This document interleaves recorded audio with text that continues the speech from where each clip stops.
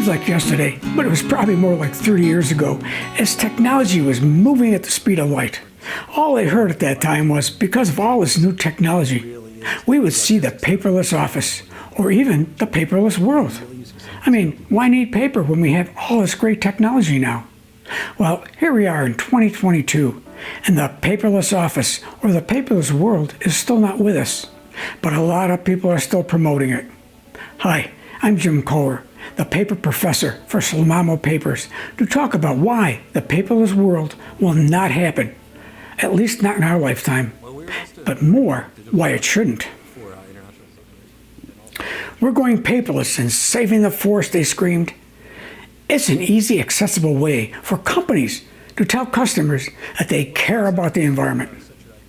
But is trading print for digital communications really more sustainable? More than 500 companies have recently removed misleading environmental claims from their websites, thanks to an anti-greenwashing campaign led by Two Sides, a nonprofit that's on a mission to dispel common environmental misconceptions by providing verifiable information on the sustainability of print and paper. According to the organization, corporate greenwashing is often used to cover up the environmental footprint of electronic communications and digital waste. So it's really important you really know all the facts. I just mentioned greenwashing. So what is greenwashing? Well, greenwashing is the act of making environmental claims in order to make something like a process, a product, or a company, for example, seem more environmentally friendly or sustainable than it really is. Anti-print and paper messages are abound in the U.S. today. Organizations are still claiming in their marketing materials that e-billing is environmentally preferable to paper bills. Saves trees, you know, they say. Really? There are efforts today to urge banks, utilities, and telecommunication companies to end the use of misleading claims about print and paper and the impact on the environment. Let's face it, electronics run on juice, meaning electricity. To produce electricity, you need power, which means coal, gas, or nuclear power plants. To this day, when I listen to technology or other podcasts, I continue to hear about how paper books, newspapers, and magazines are killing the trees, and hence the forest. They say we are a lot better to be using our iPads, Kindles, and other electronic technology, such as email, the cloud, etc. They say using paper is killing trees in the forests. Really? Maybe those technology experts should really look at the facts. In a nutshell, the biggest threats to the forest and its trees isn't the forest products industry. It's fires and infestation and even development. The fact is the use of paper is actually good for the forest. The older trees will consume the sun and the nutrients that the younger saplings needs but can't get to because of the larger old trees. Without these vital ingredients, the saplings or younger trees will die off, and the forest is not replenished as well. So you may have heard the term digital waste or e-waste. What is it? Well, since the advent of cloud computing, each of us is contributing to a growing digital footprint, consisting of every email we've ever sent, every digital photo we've ever saved, and every file we've ever uploaded into the cloud. All of this data, most of it long forgotten, lives on a server in a data center somewhere, consuming energy. Electronic waste, or e-waste, consists of all the hardware, such as the phones, the laptops, the tablets, and more, that reaches the end of its usable life and winds up, in the worst case, a landfill. Now, I know that so many people think it's the paper industry, or even the forest products industry, for cutting all the trees in the forest. But the fact is, over 50% of the global wood harvest is used for fuel, while 30% is processed for other industries, like furniture. Only around 13% is used to make paper. So with this fact, the way it works is that the paper industry selectively cuts and then replants trees.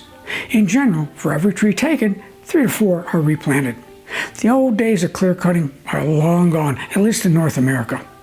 As I said earlier, in North America, the biggest threat to our forest isn't the paper industry, it's bugs, fire, and development.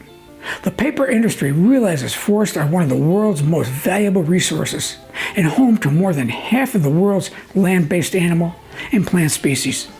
In fact, to assure forests are kept alive and working, two major organizations have been developed. The two most recognized schemes for sustaining the forest are the FFC, or Forest Stewardship Council, and SFI, or Sustainable Forest Initiative.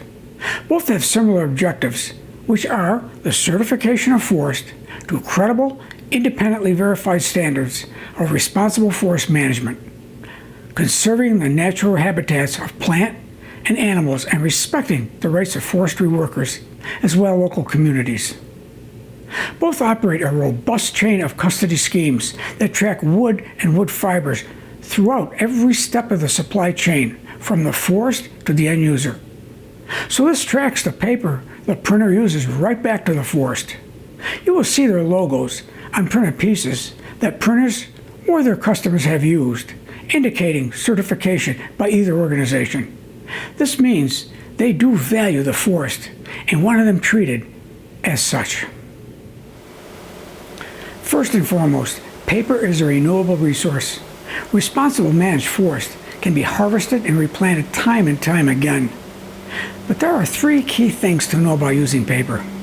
The first, does the paper come from a responsibly managed working forest? Working forests help to keep forest lands forested. Not only does this help to preserve the entire planet and wildlife ecosystems, but these forests also help to cleanse the atmosphere by trapping carbon. The second, is the paper certified? Look to a reliable third-party source such as the Forest Stewardship Council or the Sustainable Forest Initiative to verify the responsible supply chain of your paper. The third is, how is the paper made? The process that is used to make your paper is just as important as the fibers that go into it. Paper can be made in an energy-intensive way using fossil fuels, or it can be made in an energy-efficient way using biomass. Paper can be made in a way that wastes water, or it can be made in a way that reuses water, and eventually, returns it to the watershed. Before I tell you why paper is still the best choice for use, use your phone's camera to scan the QR code displayed on the screen to learn more about Solamo's commitment to sustaining healthy and productive forest systems. Okay, let's face it. Paper still is often the best tool for the job.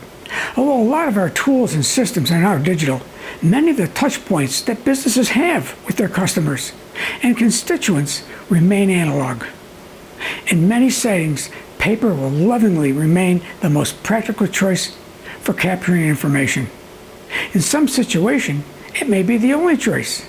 Let's face it, paper doesn't break, run out of batteries, face security breaches, or need upgrading, unless, of course, you want to move from Williamsburg offset to XN opaque.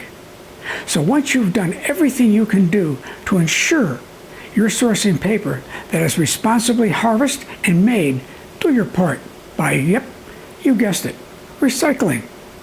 Unfortunately, due to time limits, I could go on about why paper is still the best choice, especially paper such as XN opaque, which just happens to cover all the bases I have talked about. Before I cut out of here and leave you all, and for those who didn't see the news back in November of 2021, in March of 2022, the Pantone color libraries are leaving Adobe products such as Photoshop, Illustrator, InDesign, etc. Right now, the Pantone colors come preloaded in the design software, but will be removed in future software updates. Adobe has told users to stay tuned for updates. Today, Pantone is directing its users to download Pantone Connect, an app that's available via the Adobe Extension Marketplace, the Apple App Store, as well as the Google Play Store, and as a web app for your browser. Pantone has a free and paid version of the app. This is going to take time to see how this all plays out for creatives, printers, and the others in the industry. See the latest Slovamo's DYK22 or Did You Know 22 series article.